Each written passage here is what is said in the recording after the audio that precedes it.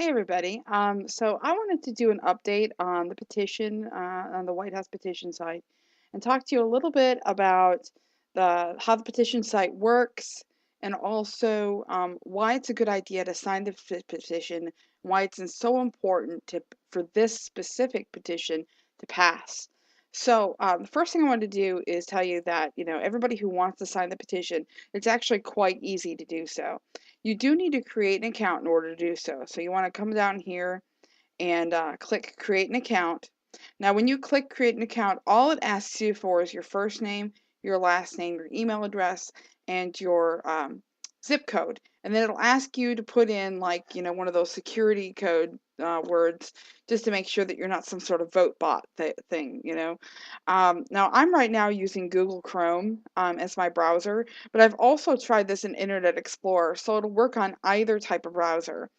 Now, after you've logged into your account, you can any petition that you haven't signed, you're going to see a sign this petition button right here, and then you can just click that, and it'll add your name to the petition site. Um, Now, there's a lot of interesting things about this petition. As you can see right now, we only need 1,678 signatures, and we have about 13 days to get those signatures. So we need a little over 100 signatures a day, and we can really do that. If everybody that's listening to this and everybody who's signed the petition and is interested really in getting this petition passed goes out and talks to 10 people and gets that done, we can do this. We really can. You need to talk to your parents. You need to talk to your friends. And anybody else that you feel comfortable talking to. If you're at school, talk to people at school because this is not just a pagan issue. I personally think that one of the reasons that they're targeting pagans is because they think we're an easy target. We are a relatively small group of religions that don't have a central authority and we don't have a lot of money. And so people see us as an easy target to push legislation that will then affect other religious groups as well. And I'll give you an example. If legislation is worded in a certain way, if there's a judgment in a court that is worded a certain way, it won't just be about people as I normally think about pagans, which is European indigenous religions, but will also affect other groups that, perhaps the Christian dominionists consider pagans, which would be anybody who's, belongs to a non-Abrahamic religion, which is a much larger group of people. We're talking Hindus, we're talking Buddhists, we're talking atheists, we're talking people who practice African diasporic religions, Native Americans. We're talking about lots of different groups of religions, not just, what most people think of when they think of pagans, which are Wiccans or people who practice European indigenous beliefs. So there's a lot to be said about how this concerns more than just a small religious group. They're just using us as a target because we do have such a small base and we don't have a lot of money behind our organizations. And but they are working towards a much larger issue. I guarantee that. Now, one thing about this petition site, which I found pretty cool, was that you don't even have to be an adult or even necessarily an American to sign one of these petitions. Now, if you look under the FAQs right here, it says who can participate in the We the People platform, which is the petition platform. And it says here anyone 13 or older can create or sign a petition on whitehouse.gov. In order to participate in the We the People platform on whitehouse.gov, users must create a whitehouse.gov account and verify their email address. And that's it.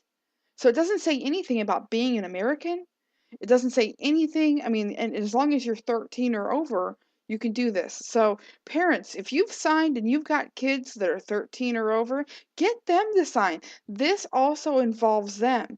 And, by all means, we need to get on board the atheist community and the Buddhist community and the Hindu community along with this as well, because those are much larger communities with much, with a lot more money and power than what we have. And so I wanted to give a thanks to some of the people of the Alliance of Demons who have come forth and mirrored my videos. I know that they have a big audience of people who are primarily atheists, but not all atheists.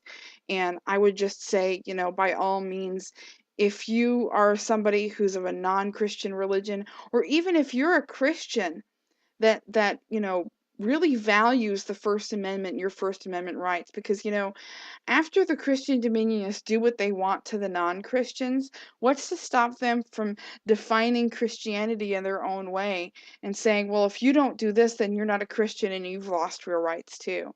So Mormons, Catholics, Greek Orthodox faith, these are people that a lot of these conservative evangelical Christians, they don't consider you Christians either. They consider you pagan.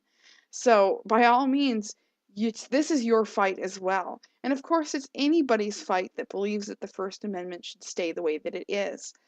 Anyway, I just wanted to walk you guys through that.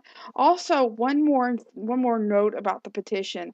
A lot of people think that the White House petition is hard to get to, but it's really not.